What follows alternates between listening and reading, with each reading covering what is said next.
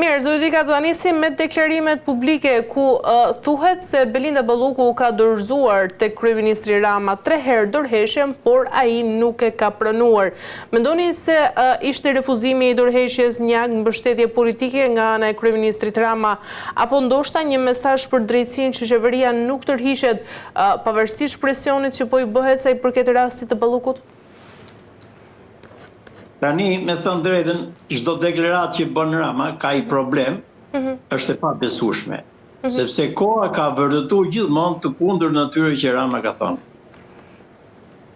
Edhe kjo që ka bërë 3 herë dorëheqje është e pabesueshme, po sikur tjetë e besueshme, përsëri nuk rregullon asgjë nga morali i majorancës. Sepse në fundit, në mënyrë individuale mund të kemi qëndrime ndryshme, por një forcë politike vehet përballë përgjegjësisë dhe vlerësohet me qëndrimin që man forca. Kështu që aktualisht Partia Socialiste ne e shohim të bërë palë me korrupsionin, palë me krimin, nuk ngrihet dot mbi interesat e ngushta të veta dhe ka bërë një blok që ngjan pak edhe me grushtin e shtetit, ka bërë një blok kundra drejtësisë këtij vendi, që i gjithë populli, i gjithë qytetarët kanë sytë ke kjo drejtësi, dhe shohin që po pengohet në mënyrë të dukshme nga majoranca. E qartë, por nga ana tjetër, zoti Dika, mendoni se i gjithë kjo që ka bërë kryeministri Rama dhe kjo deklaratë e kryeministrit Shqipërisë është një mbrojtje politike sa i përket Ballukut? Kjo s'ka nevojë fare për përgjigjen time, kjo është një mbrojtje që e kupton dhe i fëmijë, e kupton dhe 1 vjetër që shtëpia. Po mos ishte mbrojtje, ligji ka 30 vjet që funksionon shumë bukur. Ai thot ka vakum. Ku e pa vakumin ai? Unë kam qenë vetë deputet kur janë bërë paketet e dispozitave kushtetuese, kanë më vonë u kthy në ligje, shumë e thjeshtë ta kuptojë çdo qytetar. Këtu gjykata nuk ka thënë du mi hek imunitetin, tu ta pezullojmë nga detyra. Imuniteti është gjë tjetër. Pezullimin e detyrë gjykata nuk i ka thënë se nuk më pëlqen mua. Është person që ka durët në krim, në korrupsion dhe do të vazhdojë hetimet. Këto nuk e lejnë me bëjë hetimet, është shumë e thjeshtë. S'ka as i punë me vakumin ligjor këtu. E qartë. Nga ana tjetër, me firmën e kryeministrit shqiptar Edi Rama, Ulsi Manjës dhe Tauland Ballës, majoranca dorëzoi në kuvendet draftin për ndryshimet e neni 242 të kodit të procedurës penale, i cili po diskutohet gjithashtu edhe ditën e sotme. Dhe qëllimi zoti Dika është që gjykata të mos kenë më të drejtë të pezullojnë nga detyra presidentin, kryeministrin, ministrat dhe postet të tjera kushtetuese, por këtu përveç atyre që tashmë përjashtohen pra deputet dhe kryebashkiak. Mendoni se do të kishte ardhur kjo nisëm e re nga vetë kryeministri Rama nëse rasti i Ballukut nuk do të ekzistonte? Shiko, po ta kishte bërë Rama këtë veprim në rastin kur po dënohesh kryetari i opozitës, do të kishte qenë plotësisht i besueshëm. Po kur e bën për veten e vet, unë jam sportdashës dhe po të flas në gjuhën e sportit, kjo quhet autogol. Me këtë që bëri Rama, riaktivizoi kundërshtimin e gjithë faktorit ndërkombëtar. Nëse ju keni vënë mrena ditës sa po diskutu kjo punë, gazeta më e madhe Reuters bëri një artikull. Të gjithë ndërkombëtarët kanë filluar të vizitojnë Shqipërinë, janë pozicionuar vertikal kundër kësaj gjëje. Kjo është qesharake fare. Bile në formë batute me lejonet ta them në çdo aul, në çdo sallë të gjykatave në vendet domëretike shkruhet një citat shumë i thjeshtë. Ligji është i barabartë për të gjithë. Sot Rama në sallët e gjykatës Shqipëri duhet në shoj citatin Rama. Duhet të shkruaj ligji është i barabartë për të gjithë përveç kryeministit dhe atyre që zgjedh ai. Qartë. Duhet të shoh citat i drejtësisë sot në Shqipëri. E qartë. Zoti Dika, nga ana tjetër mendoni se çdo vendim në këtë rast do të krijojë dhe standarde për ministrat të tjerë, pra sa i përket vendimit që unë sapo thash? Unë jam i bindur që ky ligj nuk të dali, edhe pse ato kanë kartonë, jo çdo gjë bëhet me kartona, se kartoni shivi emrin karton është. Kartoni më i madh është morali, është e vërteta, është produkti, është sa do jetë i kuptueshëm nga vetë shqiptarët dhe nga faktorët ndërkombëtar. Nuk do t'ja dalë Rama. Do dështojë në këtë nismë. Nuk do t'ja dalë. Mendoni se po vendoset tashmë një precedent i rrezikshëm që ministrat nuk dorëhiqen më përballë timeve? Nuk diskutohet, është një precedent i rrezikshëm, por jam i bindur, pastaj jeni edhe përpara një proteste të madhe mbar popullore, jo thjesht partijake. Do të marrë lëkundin e duhur regjimi, nuk do t'ja dali. Këto i kanë ditët me numrim. Maksimumi numrohet me javë apo me muaj. Këto nuk e kapin gjallë në botë mandat, fundin e mandatit. Kështu si ka nis. Mendoni se zhullumin vetës vetë për ditë, po ja traqë. Mendoni se dika se deputetët tashmë pasi kërkesa për heqjen e imunitetit e vendos çështjen në dorën e kuvendit të Shqipërisë. Mendoni se deputetët do të votojnë vetëm mbi bazën e ligjit apo ndoshta do të ketë edhe kalkulime politike? Problemi është se parlamenti nuk është me deputet, po është me parti. Ato veprojnë si bashkimet personale në nënvijen e partisë, po i dha urdhën Rama. Aty janë 83 kartona që asnjë s'menon me menën e vet, gjithë menojnë me urdhër. Unë shpresoj pak e logjika aty në karton. Asnjë s'ka logjika atje që dali një burr siç e do, historia thot, "Orë zotëri, ti je kryetar partie, këtu e ke gabim." Nuk del asnjë. Ky fakt i anullon, i bën zero. Kështu që nuk janë 83 kartona, është një dirham e basta. Nuk ka gjë tjetër. E qartë, por një ministër në detyrë çdo dika ka ndikim sigurisht institucional, por edhe politik nga ana tjetër. Si mendoni se do të garantohet që hetimi ndaj Belinda Ballukut të mos ndikohet nga i gjithë pozicioni i saj aktual? Belinda Balluku, unë kam mendimin dhe përsa i njoh politikën, do t'i hiqet mandati, i lejohet drejtësisë të bëjë atë që duhet bëjë. Edi Rama ka po gati edhe zgjidhjet, ka po gati edhe emrat, sikur do të zëvendësoj. Por të gjitha tentativa me rezistu deri ku të shkonte. E shefje, murit me kokë nuk i bjet. Qartë. Ndërkaq, zoti Tika, edhe pa një vendim gjykate, politika shpesh kërkon edhe standarde më të larta etike. Mendoni se duhet një ministër, ndoshta edhe zonja Balluku, të jap dorëshem për arsye etike dhe para një vendimi gjyqësor? Populli ka fjalë bukur, e kanë horë turbi me bukë. Këto standardet i kanë vrarë ditën që kanë ardhur në pushtet. Folish për standarde ke këto, çfarë them ty? Por si të kërkosh virgjëri në burdello. Nuk kanë standarde këto. Këto standardin, këto kanë kriterë. Në Parti Socialiste promovohesh, po të kesh dhënë provë që di me vjedh. E kanë standard, e kanë sistem. Nuk kanë standard ato, mos. Shikot mu lodhë me kërku standard mërën majorancës politike sot në Shqipëri. Po në Partinë Demokratike, zoti Dika, si funksionon sa i përket etikës?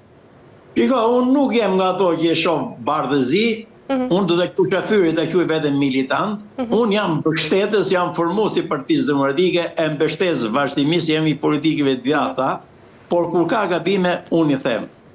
Atë që ja kërkoj miqve të mi të madh që nuk e bojnë në radhë e lindjes, unë në radhë demokratëve e kam bë. Unë kam shpreh qëndrime kritike publikisht për Partinë Demokratike. Nuk kam probleme. E qartë, si do të organizohet kjo protestë e thirrur tashmë nga Partia Demokratike zoti Dika dhe cilat janë objektivat? Objektivet, e thash edhe në fillim, është shkundja e sistemit, është tërheqja e vëmendjes të opinionit ndërkombëtar. Bile këtu gjej rastin disa keqadashës që relativizojnë situatën. Ç'a bani protesta, e shkarkoi Ramën? Këto janë ta shohësh me naivitet poshnjor çështjen. As me vend botës kur bëhet një protest, nuk është se shhyn zyrë edhe kapet drejtuesi politik dhe hiqet. Nuk ndodh as në Paris, as në Greqi, kur digjet plaka Athina, nuk ndodh as me vend. As në Shqipëri s'ka si ndodh. Kjo është keqadashje kur bëjnë këto lloj pyetjesh. Edhe keqadashjet nuk meriton as përgjigje.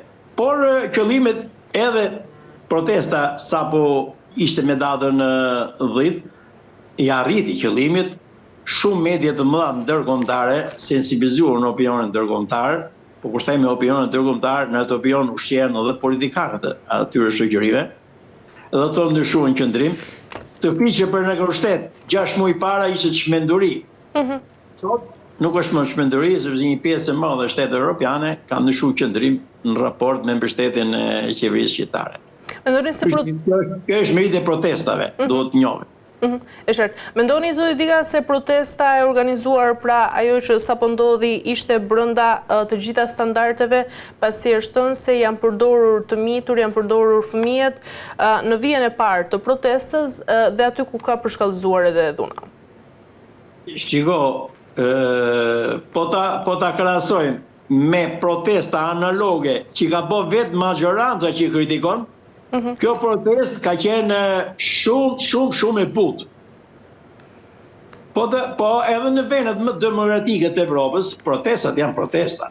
Po su shpreh një lloj zemërimi me djegën i kazoni plastik, me atëherë çfarë protesta? Dhe këto mendojnë proteste me karafilat bardh, me trëndafila, edhe me shishe parfumi, po nuk janë proteste dhe shumë.